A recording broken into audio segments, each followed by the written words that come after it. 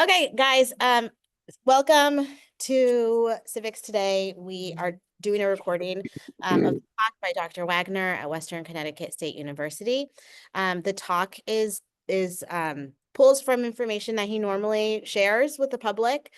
He's an ecologist in the biology department, has been there for a very long time. And and he also works as a climate educator in his later years here. So this is a passion of his. He he's done this project, this presentation for us many, many times in civics. And he's also my father. And so if you do notice that energy from me, that's because he is my dad. I must therefore critique his messy office behind him. And he's there at work today. And it only gets worse and worse every time I see it. Jane Goodall. Oh, very nice. Okay. All right, guys. So we are going to be learning about climate change, especially as it affects islands.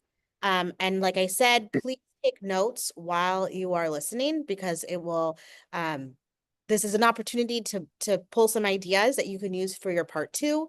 I just want to read for you before Dr. Wagener starts the synopsis for our part two. Your country is feeling the impacts of climate change. The low elevation of the island makes your country sensitive to sea level rising. At the current rate of sea level rise, your entire country could be underwater by the year 2100. In the meantime, strengthening storms have caused significant damage to your country's infrastructure. Your country's government is considering both short-term and long-term actions to prevent the worst of climate change for your people. Okay, so you're going to, after listening to Dr. Wagener's talk, you're going to be writing out formally suggestions for short-term and long-term actions. And so those are the kind of notes that you want to take. Okay? All right, guys. Dr. Wagener. Hey, well, thank you all for coming. I am at the Midtown campus at Western Connecticut State University in the Science Building. This is my building, and this is the slide I always start off with in my public talks. Now, islands. There are many different kind of islands. And we'll go through some of the different ones that one might encounter if you were okay. If you are a connoisseur of islands, and one kind of island is called a continental island. It is something that was once connected to the adjacent main continent. An example of that would be Britain, the British Isles.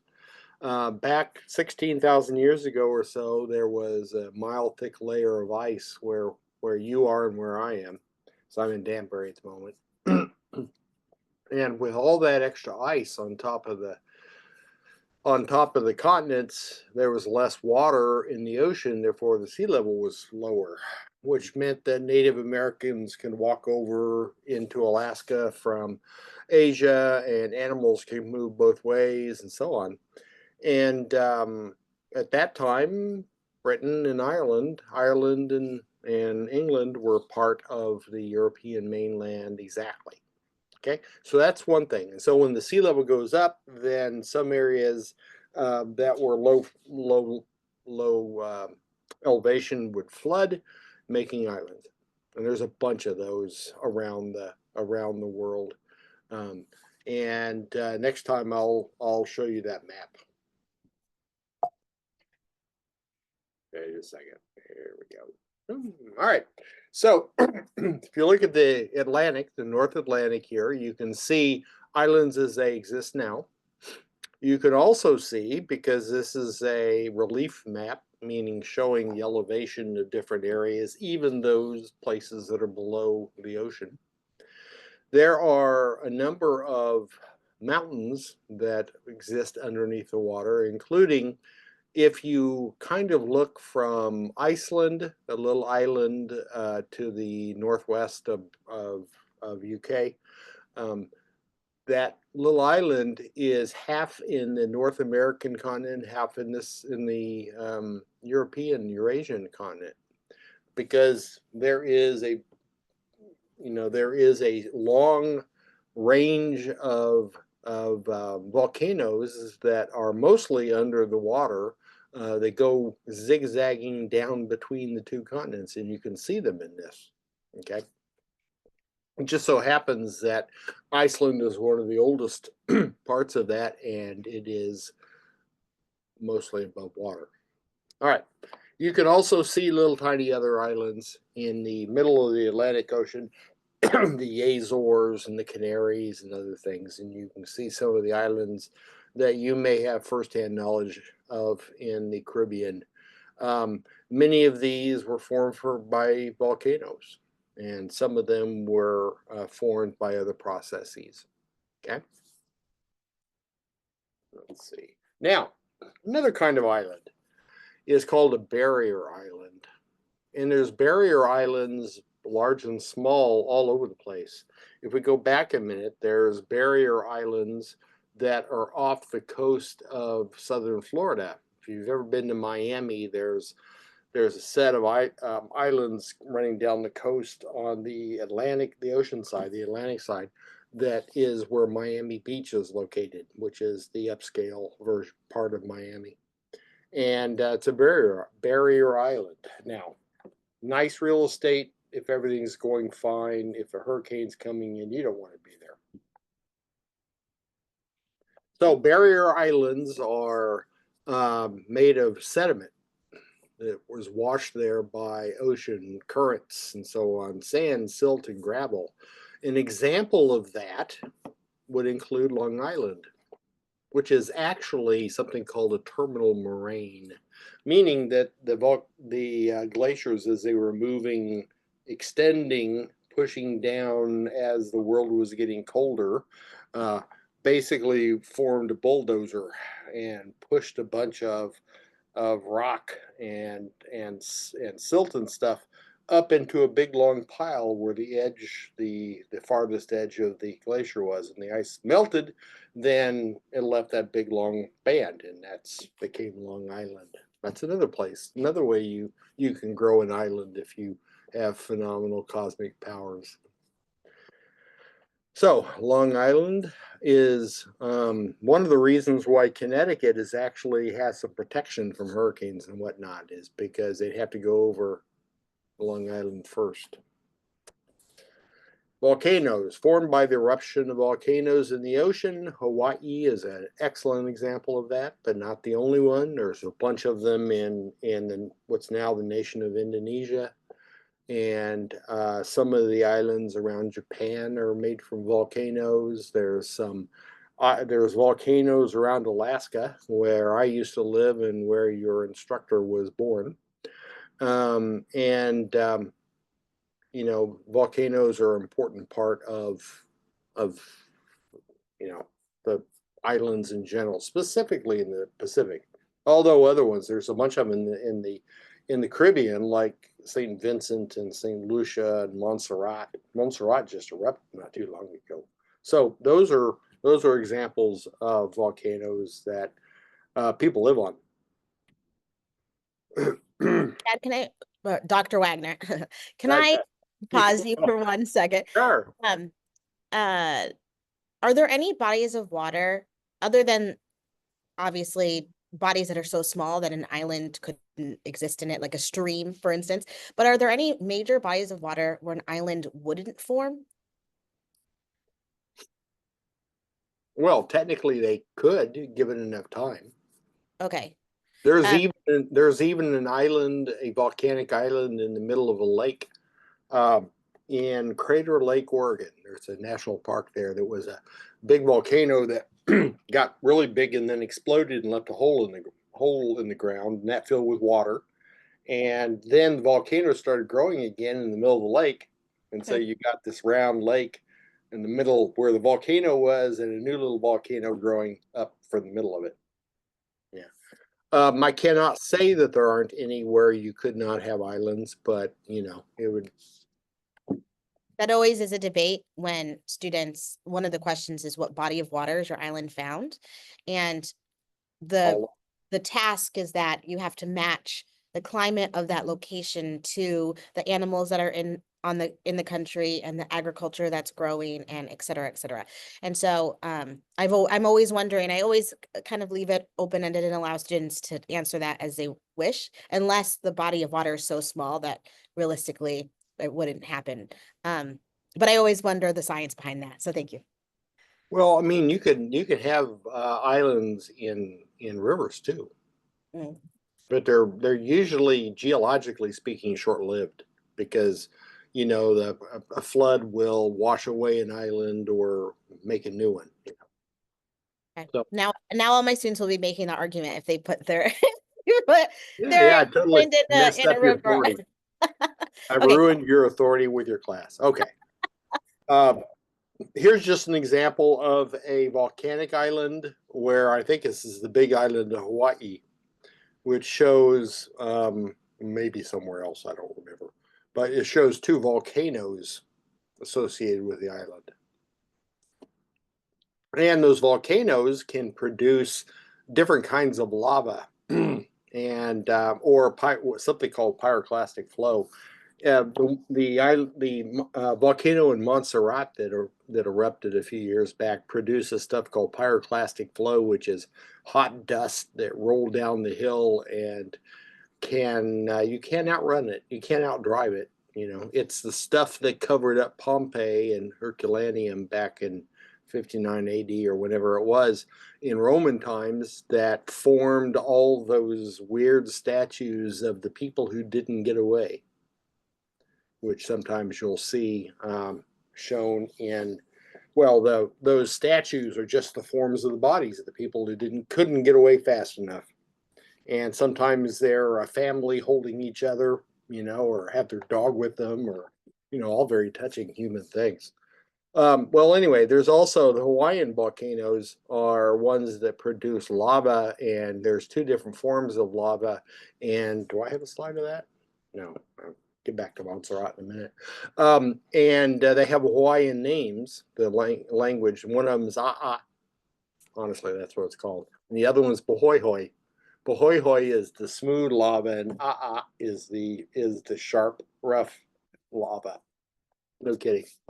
This is Montserrat. This is the island of Montserrat in the Caribbean, where a volcano erupted, and some fool in a Land Rover, I think he was a professional photographer, tried to get close to get a good photograph, and realized that he was in trouble. Turned around and drove as fast as he could away from the volcano, and he did not make it either.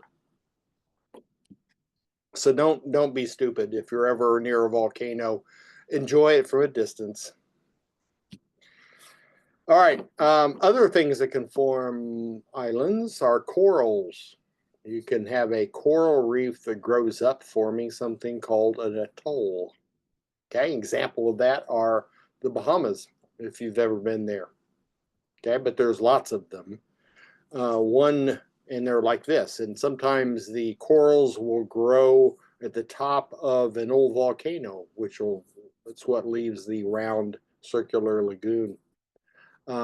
They can grow up on under ocean mountains and so on. You can find them all over the place. Sometimes there's a lot of them. Now, in the context of climate change, there's a lot of things going on. Okay, the world is warming because we are putting more of the gases in the atmosphere that absorb heat, like carbon dioxide, methane, and there's other ones too, even stronger than those. And that warming shows up in a bunch of different ways. We see the results of it in the fact that glaciers are melting and the average temperature of Connecticut's warming up. The fact that there are more ticks moving into Connecticut, bringing diseases, including some diseases we did not have previously, that you can get like Lyme disease and babesiosis and things like that. None of them are very much fun. You want to make sure not to expose you or your children to ticks if he can help it. And he's But done that with experience, everyone. yeah, I had babesiosis a couple of years ago, Mhm. and it sent me to the hospital for the first time since I was like 5. My first ambulance ride, but I don't remember much of it. Anyway, yeah. So there's all sorts of things happen, including sea level rise. Okay. Here's the funny thing. Now, I don't suppose you've had chemistry. That's the kind of thing that nerds like I take. But if you take water and you take really cold water in a glass that you can see through, and you put a mark on the outside of the glass where the level of the water is in this really cold water, and you let it sit there on the table and let it warm up until it's as warm as the rest of the room, you'll notice that the water level will go up. And that's because the molecules in the water move faster and when they're warmer than colder, and they take up more space. That happens in the ocean too. As the world warms, more heat in the ocean is going to make the molecules move faster. It'll cause the water level to go up. In addition, the ice that's on land, like glaciers and ice sheets and stuff like that, is going to melt. More of that will melt, adding more water to the oceans. And so both those things will raise sea level. And so if you are on a coral atoll, like parts of the Bahamas or some other places, it's you're not on firm ground. Or if you're on um, Miami Beach, Florida, where all the rich folks live, they're not on firm ground, and the value of those fancy fancy apartments and stuff is going to go down as well.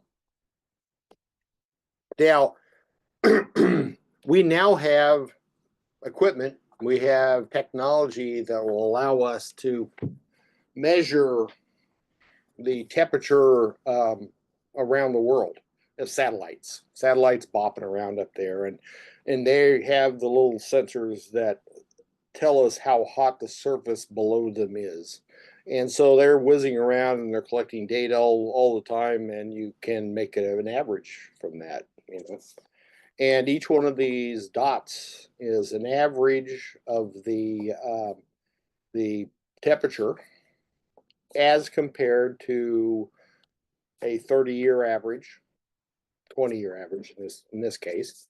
And it shows that as time has gone on, starting from 1850 to 2023, although we have data for 2024, I just didn't have a graph for it. The average temperature on the surface of the Earth is going up. We can measure that. That's not, just someone's crazy idea. We know it. And we can map it out. Same year, 2023, those areas that are orange are warmer than in this case, it's the 1991 to 2020 baseline. Those that are blue are colder. So, for instance, the mountains and the Rockies in the western part of the U.S. last year, 2023, that's 2 years ago, I guess, were colder than the long-term average. But the rest of North America was pretty hot.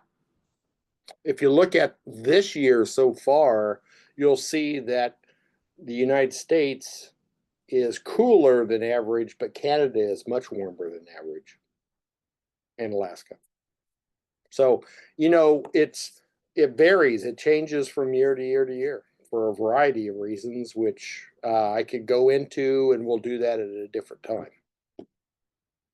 But you can see that there is some blue, but there's a lot of orange in this map, and that's just that 1 year. Now, when heat is trapped in the atmosphere, it is in fact mostly going into the ocean. Water is heavier than air is, and so it can absorb more heat. And so, that heat that you're seeing here is going into the ocean, and 93% of it is making those water molecules move faster, which means that the ocean's taking up more space. And that's what we call thermal expansion.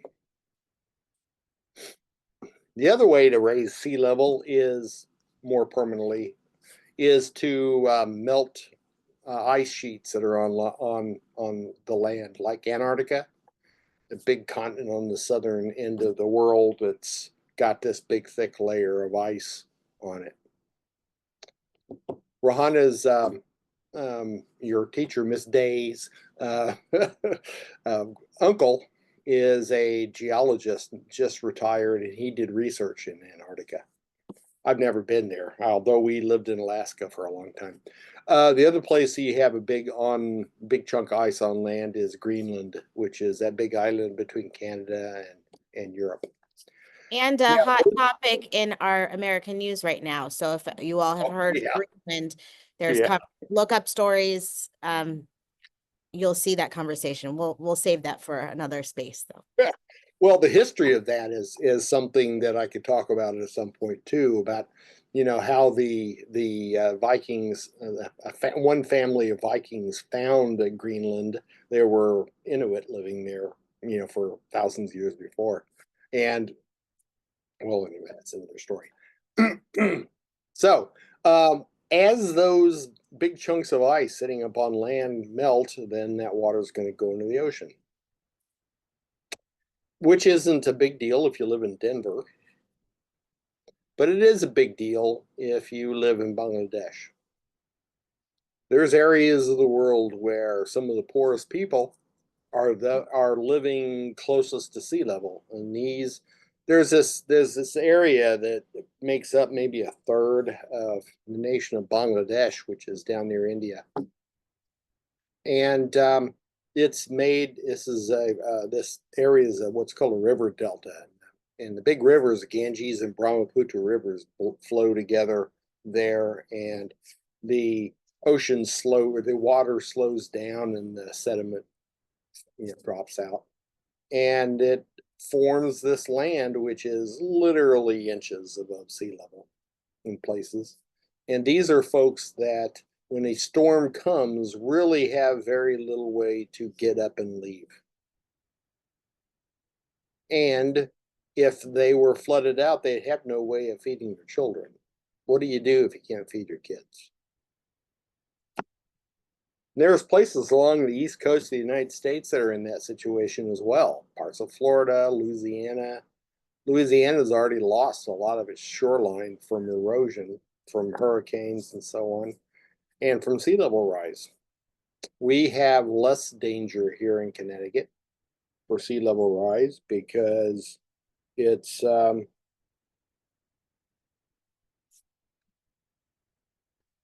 because we have protection of Long Island. It's a little bit of a barrier for us. Now, one thing that is a danger to islands is hurricanes. They're called cyclones in the Pacific, and they're called typhoons in East Asia, but they are these big storms that you probably know get their energy from the heat of the water. So the warmer the world, the warmer the oceans, the stronger the hurricanes. And those hurricanes, the wind of the hurricanes pushes against the water and pushes it up on land, forming something called a storm tide.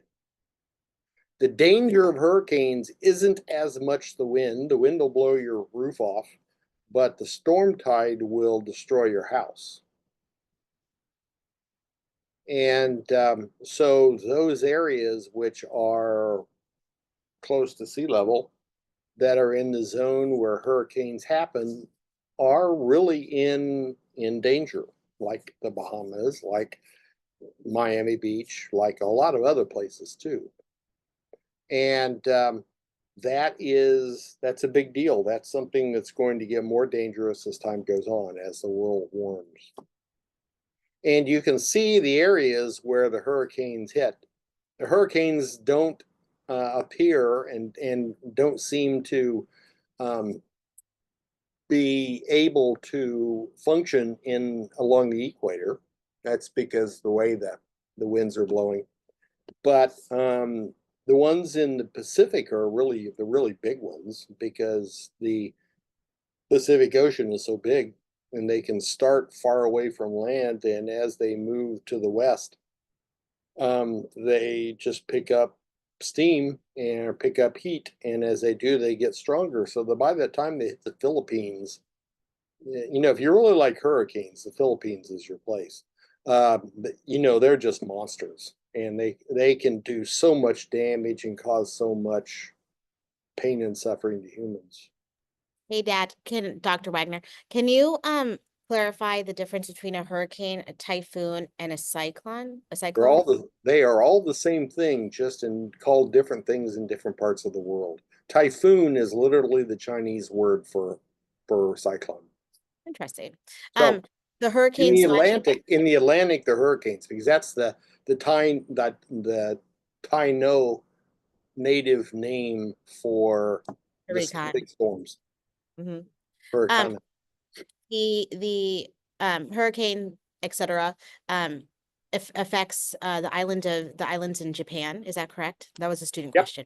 Yeah, in fact, interesting from a historical point of view, big hurricanes saved Japan twice, medieval Japan twice from invasion by the Mongols, including Kublai Khan and his army was invading Japan, and the hurricane just spur of the moment happened to come by and blow them back into the sea, and the Japanese called it the divine wind, kamikaze, and that is the name for the suicide bombers in World War II, kamikaze.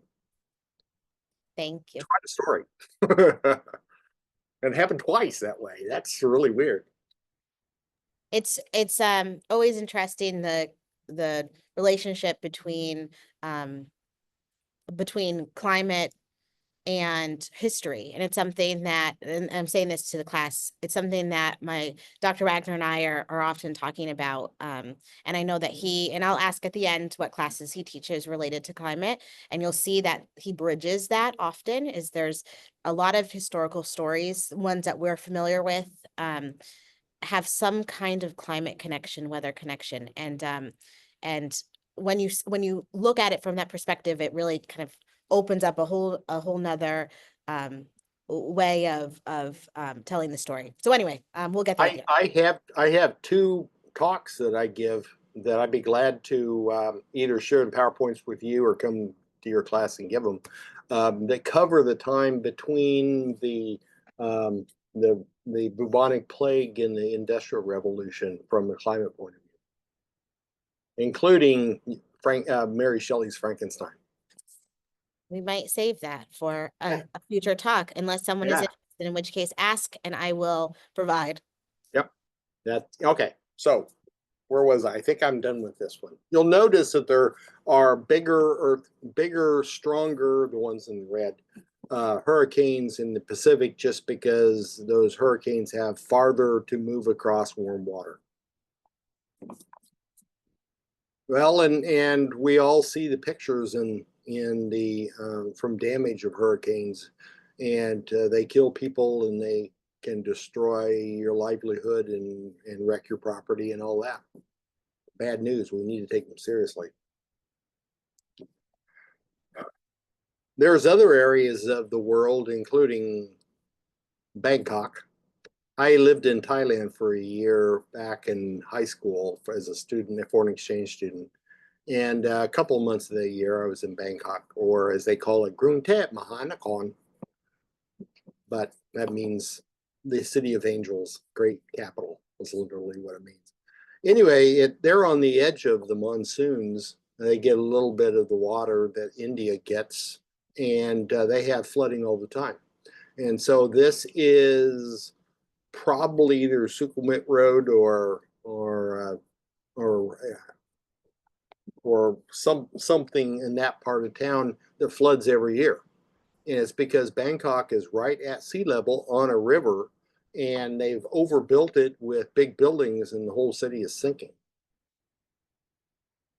And so they're going to have a real mess on their hands in the future once you get to the point where people start losing their lives from this from these sorts of events.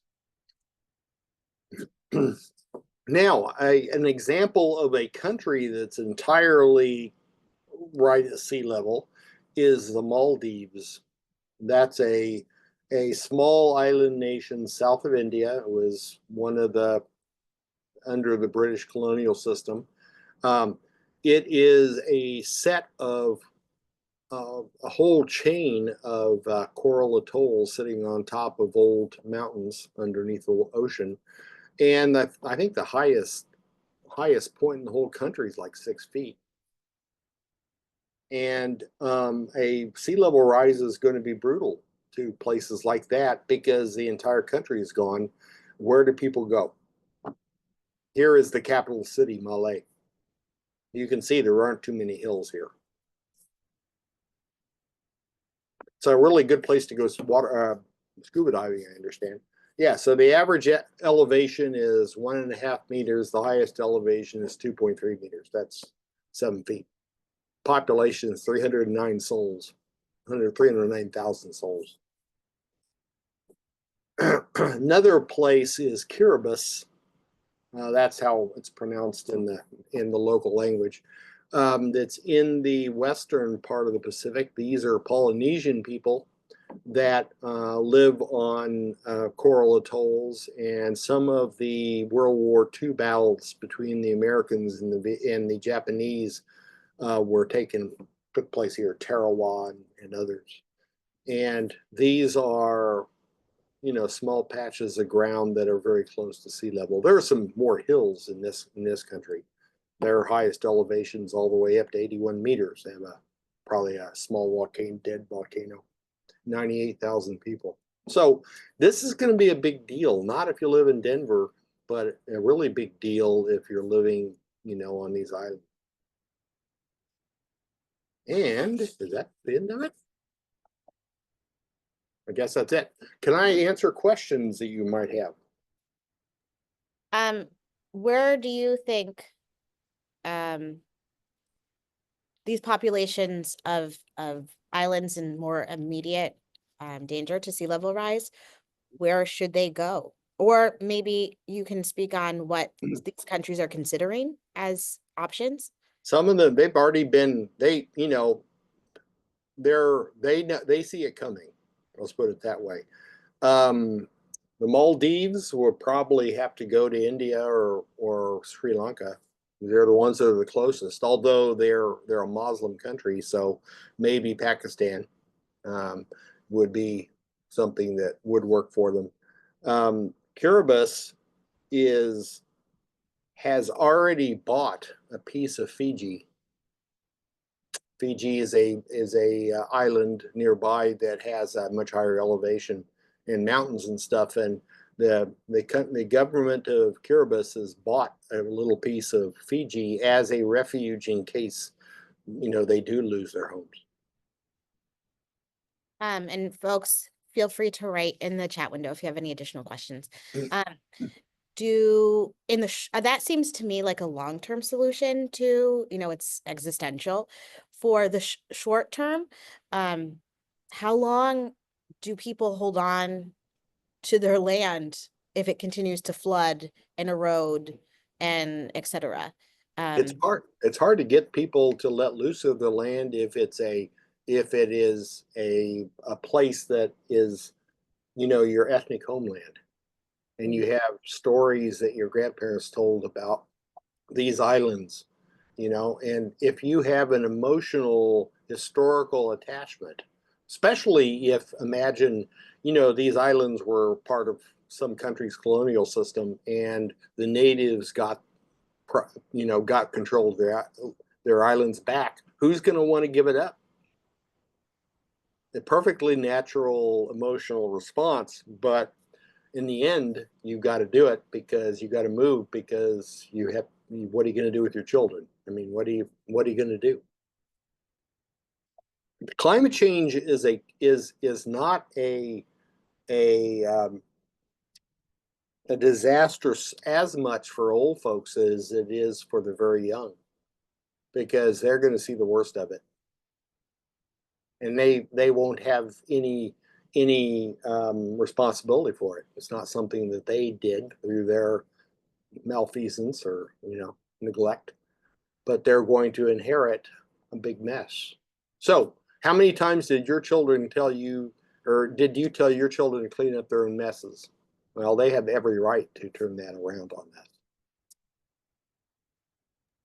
Something to contemplate for those of us, Have not just children. working on this project, but also just considering these things, and have families, which is a lot of our, not necessarily everyone here that's listening, but in our larger civics community, we definitely have some students with families. Dr. Wagener, at the beginning of the trimester, students had to listen to a podcast that was designed for children. And it took a complicated idea, why is the world split into countries? And it explained it, it really synthesized that information and spelled it out for maybe like a fourth or fifth grade kid to be able to understand. If a kid asked you, why is climate change happening? What would you say to them in a brief response? For a long time, humans need energy. We need to have some way to heat water, to cook our food, and to take baths and do all this stuff. We need to heat our homes. For a long time, we were either unaware or not caring about where that energy came from. We've known since 1859 that that carbon dioxide will heat the atmosphere, but we didn't take it seriously because it would look like it was too far ahead. We need to start thinking about things that are ahead of us because if I don't suffer for it, my grandchildren will, and their grandchildren. It's a matter of that golden rule thing, that you got taught in Sunday school, maybe your parents, that you treat people the way you want to be treated, but you also have to extend that to the other side of the world in a way, in a place into places you've never visited and people you don't know, and you also have to extend that to future generations. Some Native Americans, Haudenosaunee, understood that, and they had the 7-generation rule. They make decisions based on what's best for 7 generations ahead. In our We in our need to US history class, I'm sorry, Dad, to cut you off. In our US right. history, we come to that, and one of the reflective questions is, what are your wishes for your seventh generation? So it comes up. But I'm sorry, please finish your thought. No, I think that's what I had to say on that. I do love to cut off my father. It's one of my favorite Yeah, things. yeah, that's fine. You should see the whole. I'm used to it. I've known her a long time. Okay, just to wrap it up, I think maybe I'll just list out for students the classes that you teach later, because I want to make sure we stay in time. But Mhm. just very quickly, how do you think that climate change will affect available jobs in the foreseeable future? Well, some of them you will need, we'll still need, and no matter what, food production, agriculture, food processing, you know, chickens. Start a chicken farm and grow eggs. A lot of money.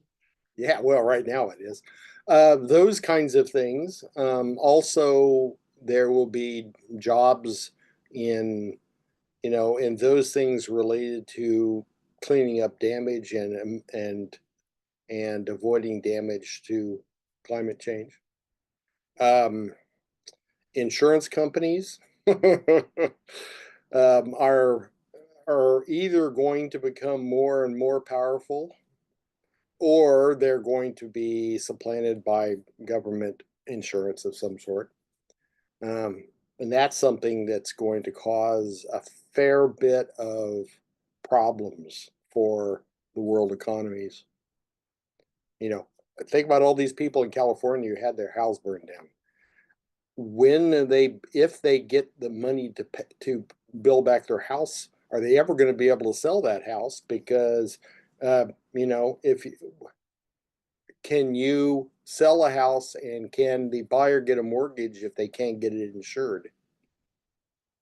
And things like that. There's lots of things like that. The liability, for rebuilding from disasters and all that sort of stuff, they're going to be a big problem. Okay, thank you. I have 4 minutes left. I'm trying to keep in time. Okay. Okay, then close this out. Can you tell us that the classes that you teach related to climate change, just so you can hear of these spaces that are created on college campuses in Connecticut? Just I have a general education course that anyone can take with no prerequisites called Bio 150, the Science of Climate Change. That's one thing. I have another course for juniors in biology. I have another one for grad students, and I have two that are for honors students. So I have 5 courses. But Bio 150 is a good place to start if you're interested in learning more. and where is WestCon located, and where are the other Connecticut state schools located, Dr. Wagener? Danbury is where WestCon is, Western Connecticut State University. Eastern is in Willimantic. Central is in, what's the name of that town? It's, New Britain.